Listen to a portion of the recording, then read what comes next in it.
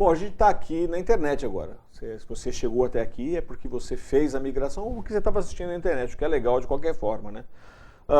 Já que este bloco é mais aberto e só tem uns 10 minutinhos, eu vou querer contar para ti, Marcelo, ou perguntar, você não tem nenhuma história curiosa nesses 23 anos, 24 agora, né? 24, a gente vai fazer agora em agosto, 24. 24 anos de locadora deve ter muita história. Tem muita. Passou muitos clientes, muitos funcionários, né? Apesar que os funcionários que estão atualmente, eles já estão há muitos anos, né? Sim. Tem um funcionário que está há 14 anos lá com a gente. Nossa, 14 anos é muito tempo. Mas alguma história curiosa, assim?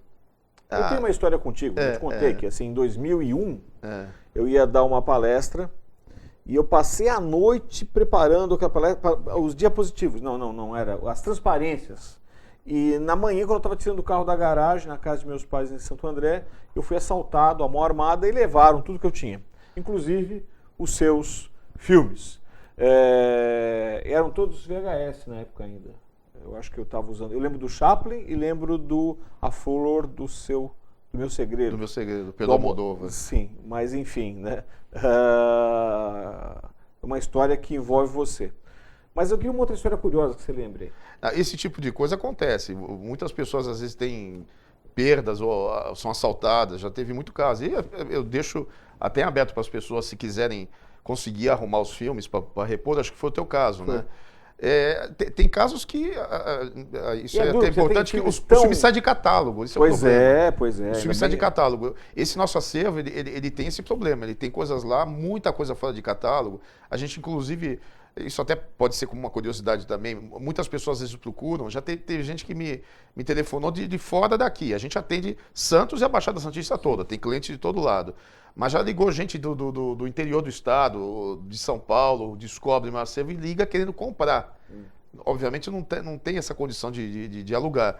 E a gente não vende, né? Simplesmente não vende. Como é que você resolve? Então não atende o rapaz? Acaba não atendendo, porque a pessoa quer uma raridade mesmo, então se eu ficar sem aquilo...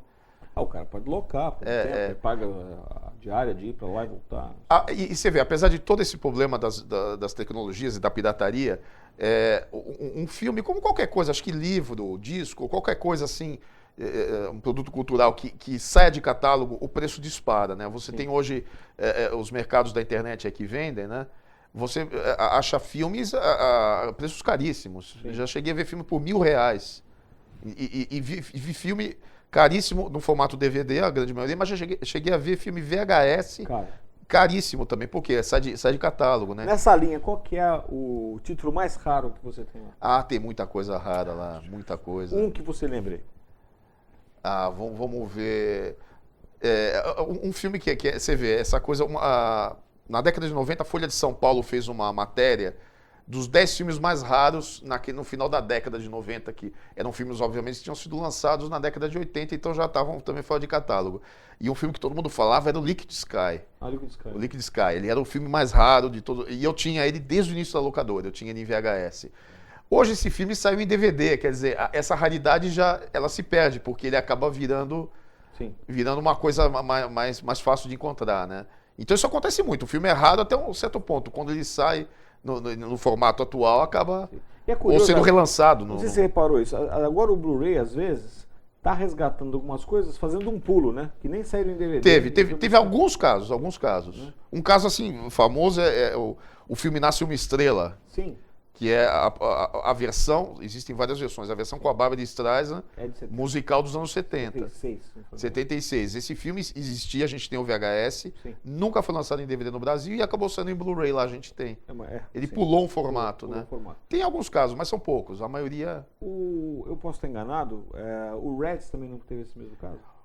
Não, o Reds tem DVD. Saiu em DVD. Saiu. Porque eu vi em Blu-ray. Mas demorou para sair também, demorou. Sim, É aquilo que eu estava falando, os filmes vão sendo lançados, esses filmes mais antigos, vão sendo lançados paulatinamente. Então, um filme que nunca saiu, de repente está sendo lançado. Você viu o caso você citou o Pedro Almodóvar, o Flor do Meu Segredo, saiu em DVD agora no ano passado. E totalmente fora de sync, né? Porque ele era um filme anterior, né? Sim, ele é do meio, né? É do meio.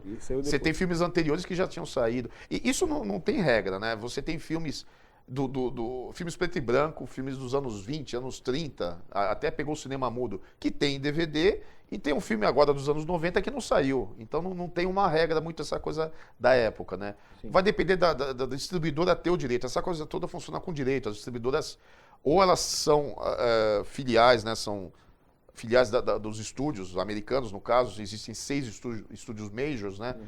E os demais, eles são distribuidoras daqui que compram essas produções lá. Eles compram os direitos para o Brasil, para cinema, eventualmente para cinema, vídeo e TV. São direitos comprados separadamente. É assim que funciona mais ou menos. Eu não estou exatamente por dentro de todo o funcionamento, mas é mais ou menos assim. Então, numa época que o mercado era muito aquecido, isso até resvala num problema que era importante, que é o problema do preço. O preço dos filmes no Brasil sempre foi muito caro. Sim. O preço sempre foi... O Brasil não é o país mais rico do mundo, não é o país mais pobre do mundo. Então não dá para entender porque aqui é o filme mais caro do mundo. Sempre foi. Mas por quê? Porque era um mercado sempre muito aquecido e existia essa concorrência até de distribuidoras fazendo leilão para comprar determinado filme. Isso encarece, e foi encarecendo, né? Mas, obviamente, de uns anos para cá, essa logística foi completamente destruída, né? Hoje, acaba tendo menos disputa pelos filmes e os filmes estão barateando. Sim. Os filmes estão barateando, né? Eu não sei se vale a pena citar, as pessoas não sabem disso, mas existe o filme caro, que a gente chama o filme rental, que é o filme para locação. Esse filme, dando uma ideia de valor, é em torno de R$100. Isso ainda existe até hoje. O Brasil é um dos poucos que adota esse sistema. O que não é rental é o filme direto para consumo, em inglês é sell-through. O sell-through ele é para venda direta. Então, um filme seria na faixa de R$40, vamos dizer. Isso permitiria que tanto uma locadora comprasse para alugar o filme, como o consumidor final também comprasse para ter em casa, né? E esses preços vão caindo, obviamente. Então tem toda essa formação de preços, ela é complexa, mas a ideia básica é essa, você tem um preço alto e depois vai caindo. Deixa eu entrar, porque eu sou um consumidor de filmes ávido, né? Não sigo assim, não tão de locar, mas de comprar mesmo, né? Quando eu morava aqui em Santos, eu era um frequentador lá da Paradiso e tudo bem. Hoje eu moro em São Paulo, fica mais difícil. Reduziu-se demais, mas ainda compro muito. E aí, volta e meia, você vai numas Americanas da vida e você vê lá o filme R$14, R$9,90. Aí você fala assim, meu Deus do céu, o preço de uma locação. Não, mas é normal. Filmes antigos que você já até viu. Exato. O filme passou por essas etapas. Tem filme que está a R$9,90 que já foi R$100. Ele vai passando pelas etapas, ele chega nesse preço. Isso é normal, não tem nada. Mas é um pouco cruel com o nosso mercado. Exatamente. Porque é muito caro no início. Porque é a ideia de que, esse preço do rental, era a ideia de que a locadora ia ter aquele filme de forma exclusiva durante o período em que ele custava esse preço. Sim, para poder recuperar. Que normalmente eram 6 meses. Em 6 meses ele caiu o preço. Né? Hoje, esse intervalo de tempo varia com a distribuidora, vai variar com os preços e não tem um padrão, tá? Mas é mais ou menos essa ideia. O filme começa num preço e depois cai, né? Tá. E as locadoras tradicionais, não vou chamar tudo, bom, tradicional não sei o quê, as mainstream da vida aí, sim, elas acabam indo nos blockbusters ou nesses para locação e depois já o vende, né? É isso? Sim. A ideia deles é essa, né? Para recuperar um pouco. As redes, né? Elas já tinham um número de cópias. Justamente a ideia da Vídeo Paradiso, a gente tem uma limitação, obviamente. Por mim, eu compraria muita coisa, mas a gente tem, obviamente, uma limitação. É uma ideia de horizontal. A gente tem muitos títulos e poucas cópias. E as redes, que é o padrão americano de locadora, são poucos títulos e muitas cópias. Então, mas eles contam que essas muitas cópias vai ajudar a ser pago as locações iniciais e depois eles vão vendendo essas cópias. Mas toda essa logística também foi prejudicada. Hoje em dia não existe mais esse... como era, né? Eles também, as redes que ainda existem pelo Brasil, trabalham com um número de cópias muito menor do que já foi, né?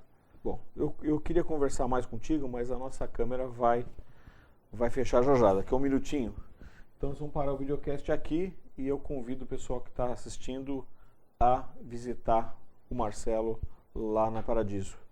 Eu não sei se tem cafezinho lá ou não, mas de qualquer forma... Tem. Tá feito. Obrigado, Marcelo. Obrigado a você.